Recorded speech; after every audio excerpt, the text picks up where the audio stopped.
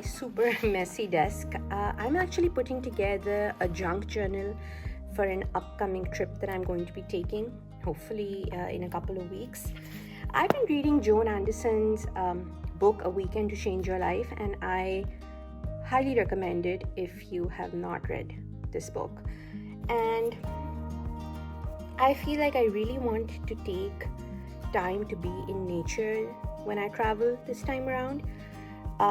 And also to take my entire trip very, very slowly. Instead of having a packed itinerary, I want to have time to paint and to journal and just to reflect on life and things that are coming up. So the pages that I've chosen for this book kind of reflect what I want to do with it. So there are a few blank pages, a few watercolor pages, and you can really tailor a junk journal to suit whatever you want it to do. If you're not completely sure what you want to do with it, you can always go ahead and add pages later on, and I'm going to show you how I do that. So this is the book that I've chosen. This is a New Universal Library book that I've taken the pages out of, and I've also taken the end papers off. I didn't like them very much, so those have kind of gone off, and I'm just going to zoom out here a little bit so that you can see this better. So this is what I have, and this is what you too will have if you have a hardcover book and you just take the pages out of the book using a knife very carefully so as to not damage the spine. But as you can see, this is pretty flimsy now, and I do want to give it some structure. I always start my bookmaking adventures with unmanicured hands because I use a pretty strong glue to do this part. And what I'm doing here is I'm going to be adhering a fabric to the spine, and then I'm going to take some hand marbled papers that I've done myself, and I'm going to turn those into the end pages. So I've used like a color scheme that kind of all goes together. You can also use something that contrasts. For instance, the closures for this book are going to be very contrasting to the cover as well as the inside and the end pages. So let's get started. I am going to get out my glue and start with the spine over here. So now I do want a little bit of this cloth to show on the other side, so I'm going to glue it kind of like this so that you can see that on the top just a little bit. If you want yours to be completely hidden and super neat, you can just, glue it like that, keeping within this edge. But for me, most of the fun of junk journaling is in the textures and the different kinds of things that I use. So I like showcasing those wherever possible. I'm using the fast route, just using a bit of glue. You can also just sew this to make sure that it's super neat. Let's see. To make it like this. So this is going to stick out towards the top a little bit, and then the same way I want it to stick out at the bottom. The glue that I'm using is a local variant of the Yoo-Hoo tube glue, which is super sticky and pretty strong, and I do use it for fabric. But if you're in the US, you can use, or Europe, you can use something like Fabri-Tac or whatever the equivalent is in the place where you live. Now I'm going to go ahead and put glue on the edges. Make sure I have all the edges covered, but not all the way, because remember, the top and the bottom are kind of sticking out a little bit. Then I'll put a little bit on the middle, but I'll go in here and I'll make sure this is covered pretty well as where the book page covers meet the spine, because you want that bond to be very strong.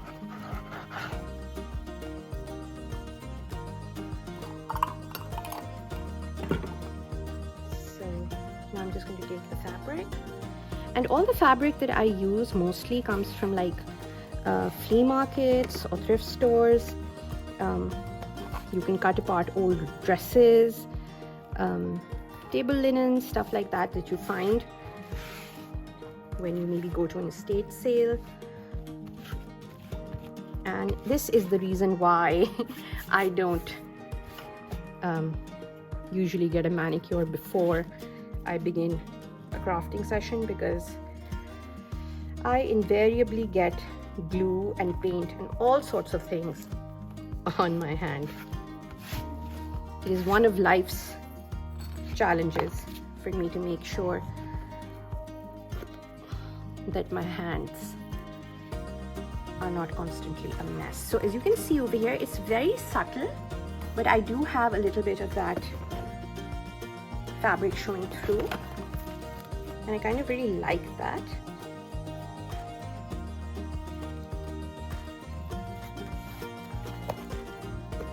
It's a little too much on this end, and so I'm trying to fold it in a little bit.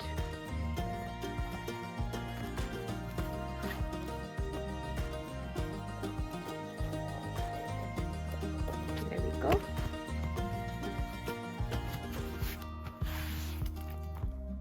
Now this is pretty well adhered, and the thing I like about this glue is that it's very quick, but it is super messy, so there's a price to pay for that. The next thing I want to do is I want to glue in these closures. Again, this is from a piece of Chinese silk that I found at a thrift market, and I'm just going to go ahead and glue that in here before I put the end papers down. So right over there. You can use all sorts of things to make closures, like these pieces of string with tassels. I like the fabric closure because here it's going to give me some contrast and some fun. And as you can see, you can just make sure that they are both aligned like that. And then comes in the paper. So as some of you might know, those who've been following me, I love to travel. And whenever I do travel, I try to take art and craft classes. So when I went to Turkey, I took a hand marbling class, Ebru marbling class. And I was lucky enough that I found an art store and I brought home lots of supplies to do this. And so I have a batch of papers that I have hand marbled that I use as end papers in my books. And I love doing that actually. You know, making books is such a great way to explore so many other art and craft mediums. Everything from like thrifting, looking for fun paper from all over the world, looking for old paper, then you know, even stitching, beading, painting, mixed media, stamping, everything is used when you are making a book. It's totally up to you and how you imagine your book to be. And so there we have it. That's the book. And I really like it. I like the messy edges over here. I'm going to leave that. I might add some charms later on, but whenever I make books for traveling, for junk journaling, I try and keep them as simple as possible because I do like to gather stuff while I'm traveling and add that to the book. So for instance, the look I want this cover to have is a lot of stamps and like memorabilia with like a fragile sticker or something. But I'm going to wait. I'm going to see what I gather on my travels, and then, you know, I always travel with a few art supplies, and I will work on it during my trip, and I really like doing that because it's a great way to remember everything that you're doing or have done. And if you write it down or you document it in the moment, I just feel it's richer that way, because when I come home I tend to forget a lot of stuff. The only thing I do put in later is like photographs, so I'll leave space for that. But my journaling and like ephemera and everything goes in while I'm traveling. So I have these book corners, and these are pretty thick ones. As you can see, you can also find thin ones, but I need the thick ones over here because those are the only ones that will fit this cover over here. So super simple, you just slip them on. If you want, you can put a little bit of glue as well, but I'm just slipping them on, and then later on I'll just take a couple of pliers and a pair of pliers and just press this down. So any kind usually do the job. I use whatever I have at hand, which is most of the time just jewelry making pliers. And you want to make sure that your end papers are going inside here, and bring in the pliers, gently just push this down.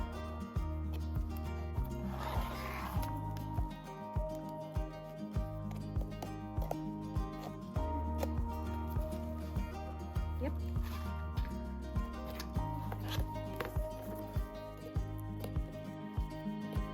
So I'm putting together a very fun junk journaling course. It'll be pretty comprehensive, and it'll have like a free part as well, in which I will teach you how to make lots of art supplies that you can use in mixed media and junk journaling that are very hard to find in most countries, and pretty expensive in the US as well. So things like color mists and texture paste, and we will be mostly using just grocery store supplies. So if you're interested in that, go ahead on over to my website mzcreates.com and sign up for that. I will be releasing that pretty soon, hopefully after I get home from my vacation. So this is most of the cover done, and what I want to do is I want to put this little book plate over here.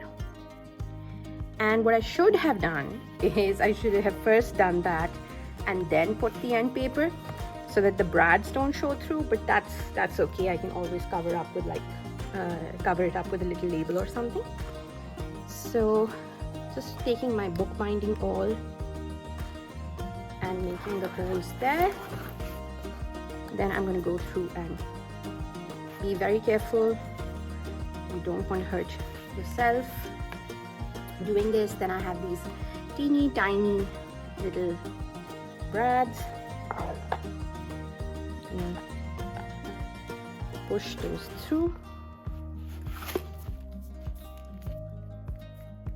and those are too small for this cover and the thickness of this, so I'll have to look for bigger ones.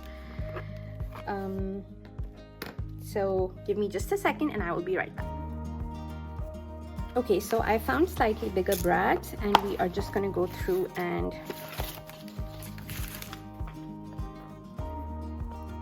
put this in. Now I do want to put something inside this little frame, but let's see. It might be the name of the place that I'm going to handwritten, or it might be a little image. Let's see. But that's not a decision that I want to make right now, or I have to make right now, since this can always come out and I can always slide something in. So there we are. That's all I want to do to the cover for now. And now let's talk about the signature. So I am going to be using some elastic thread. This is gold elastic thread that I really like, but I have to be pretty careful with it because it's not super durable, so I can't keep sliding things in and out or anything like that. And I am just measuring kind of twice the length of the book spine and making a knot. And those of you who know about traveler's journals, this is very similar to that, but I'm not making any holes in the spine for now because I do intend to bind this book when I get back from holiday.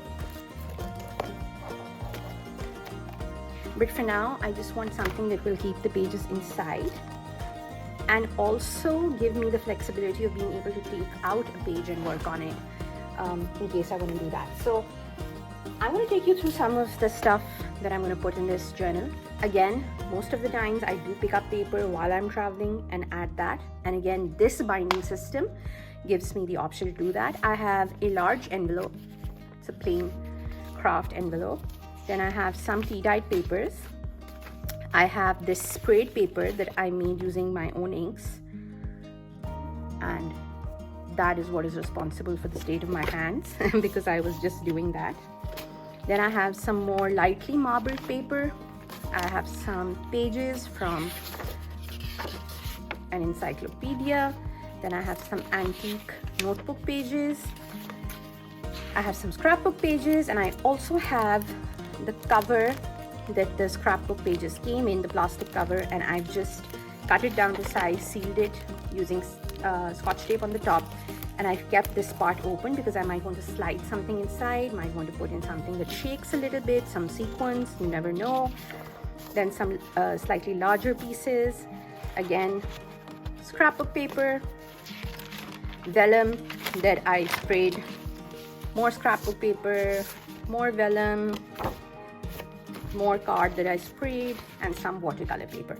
So I'm just going to loosely decide how I want this to look,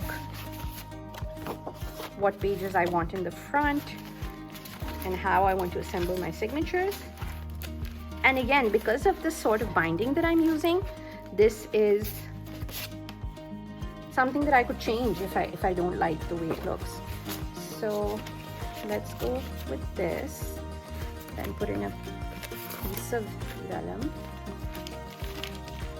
And this card is too similar. I'm going to go with this page and this card. And again, as you can see that it's pretty neutral. I haven't used a lot of like busy stuff in here because I do want to journal a lot. I want to write. So those go in there, and let's see. This is 1, 2, 3, 4, 5, 6, 7, 8, 9, which gives me 36 pages because each piece of paper gives me 4 sides. That's 36 pages. And then the next one, we start with the plastic. 1, 2, 3, 4, 5, 6, 7, 8, 9, 10. So that's 40 pages. And I have a couple left over that I want to put in here.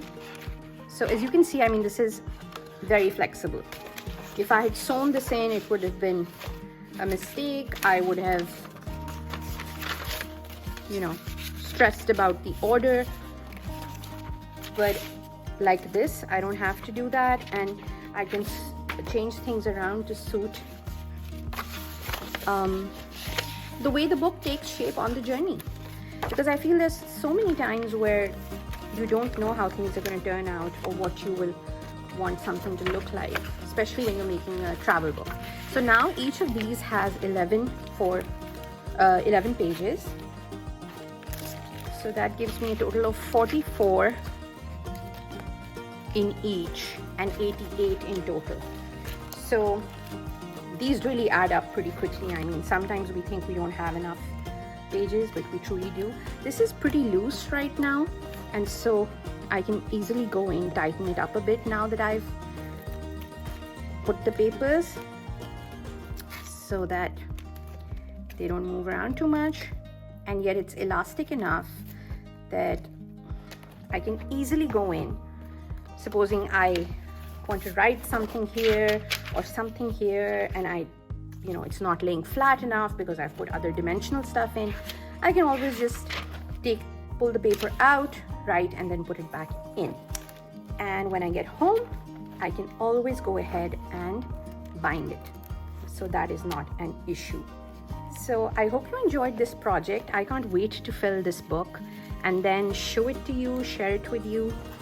But it will be a few weeks before I can do that, because I'm going to be traveling in about 3 weeks for a couple of weeks. But wish me luck. I really need a vacation, really need some time to go away and think. And do sign up for the junk journaling course. I think it'll be a lot of fun. We'll be creating a lot of stuff together, mostly from found items and art supplies that we create ourselves. So I'm looking forward to seeing you there. Bye-bye.